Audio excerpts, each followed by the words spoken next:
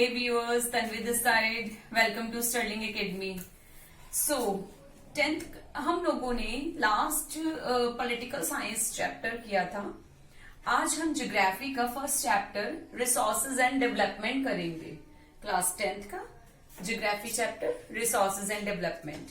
Right, इस chapter में हम लोग ये टॉपिक्स कवर करेंगे. Introduction, types of resources, resource planning, land resource, soil as a resource, right? So, resource क्या होता है? आज हम लोग ये डिस्कस करेंगे कि रिसोर्स क्या होता है, right? Everything available in our environment which can be used to satisfy our needs can be termed as resource.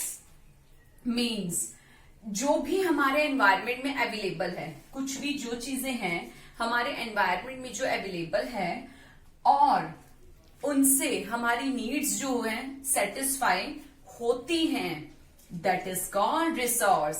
इसी को रिसोर्स बोलते हैं. बट कुछ पॉइंट्स आते हैं, कुछ कंडीशंस आती हैं, राइट?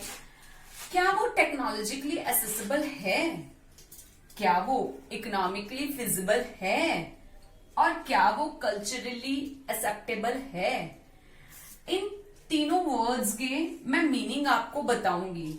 आई होप आप लोगों को नहीं पता होगा कि इन तीनों का मीनिंग क्या है, प्रॉपरली क्या है, राइट? टेक्नोलॉजी एक्सेसिबल, इसको हम एक एग्जाम्पल से करना चाहेंगे. जैसे फॉर एग्जाम्पल, आप किसी विलेज में या किसी एरिया में जहां रहते हैं वहां पर एक मंदिर है और उस मंदिर के पीछे क्रूड ऑयल है. क्रूड ऑयल मीन्स पेट्रोलियम है, राइट? जो मंदिर के पीछे क्रूड ऑयल है मीन्स पेट्रोलियम है, उस रिसोर्स को एक्सट्रैक्ट करके यूज करने के लिए क्या आपके पास टेक्नोलॉजी है? फर्स्ट पॉइंट, टेक्नोलॉजी एक्सेसिबल है. ये पॉइंट आपको ध्यान रखना है कि क्या टेक्नोलॉजी है. मींस आपके पास उस रिसोर्स को एक्सट्रैक्ट करने के लिए टेक्नोलॉजी एक्सेसिबल है या नहीं. सपोज वो टेक्नोलॉजी एक्सेसिबल है, बट आपके पास क्या उससे आपको लगता है क्या कि उसे हम यूज करके हमारे पास प्रॉफिट हो जाएगा, हमारे पास उतना पैसा हो जाएगा उसको यूज करके? तो हमें ये देखना है कि वो इकोनॉमिकली फिजिबल है या नहीं. टेक्नोलॉजिकली तो चलो ठीक है, मैं मान गई कि आप टेक्नोलॉजी एक्सेसिबल है, बट क्या अब ये बात आती है कि उससे इतना पैसा इकट्ठा हो जाएगा कि वो टेक्नोलॉजिकली इकोनॉमिकली भी फिजिबल है या नहीं, राइट?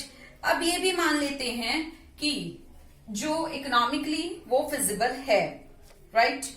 अब ये बात आती है कि इकोनॉमिकली भी आप फिजिबल होगे, टेक्नोलॉजिकली भी आप एक्सेसिबल होगे, बट क्या उस एरिया के लोग कल्चरली एक्सेप्टेबल हैं? इसका मीनिंग क्या है? इसका मीनिंग ये है कि क्रूड ऑयल निकालते हुए ऐसा हो सकता है कि मंदिर को तोड़ना पड़ जाए, राइट? अब वो जब मंदिर को हम तोड़ रहे हैं तो वहां की सोसाइटी के लोग क्या मंदिर को तोड़ने देंगे? क्या ऐसा होगा? तो यही बात आती है कि कल्चरली एक्सेप्टेबल, क्या उस चीज को वहां के लोग एक्सेप्ट करने के लिए तैयार हैं? यही चीजें सारी काउंट होती हैं, राइट? इस चीज के लिए गवर्नमेंट से भी परमिशन लेनी पड़ेगी, हमें वहां के लोगों से भी परमिशन लेनी पड़ सकती है.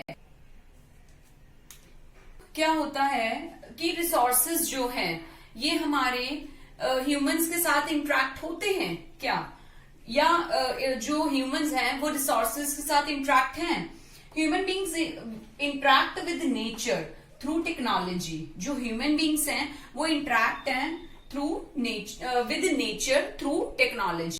अब बात ये आती है कि जो ह्यूमंस हैं ये हमारे टेक्नोलॉजी के साथ इंटरेक्ट होते हैं human beings interact with nature through technology, right, and create institution to accelerate economic development. तो अब बात ये आ जाती है कि क्या सारे रिसोर्सेज हमारे पास अवेलेबल होते हैं? क्या सब रिसोर्सेज हमें मिलते हैं नेचर से? कहां से? नेचर से। क्या सब हमें नेचर से मिलते हैं? All resources are not a free gift of nature. सब रिसोर्सेज हमारे नेचर से अवेलेबल नहीं होते हैं। लाइक एजुकेशन, एजुकेशन हमें नेचर से अवेलेबल नहीं है, right. Resources are a function of human activity. जो रिसोर्सेज है ये एक फंक्शन है ह्यूमन एक्टिविटी का, राइट। तो आज मैंने आपको इस चैप्टर के अंदर एक इंट्रोडक्टरी पार्ट बताया है। इंट्रोडक्शन लेवल है मेरा ये इस चैप्टर का, राइट, रिसोर्सेज एंड डेवलपमेंट का। सेकेंड लेक्चर में हम लोग बात करेंगे टाइप्स ऑफ रिसोर्सेज, राइट। सो आज के लिए व्यूअर्स इतना ही। प्लीज मेरे चैनल को लाइक करें, शेयर करें, सब्सक्राइब करें। थैंक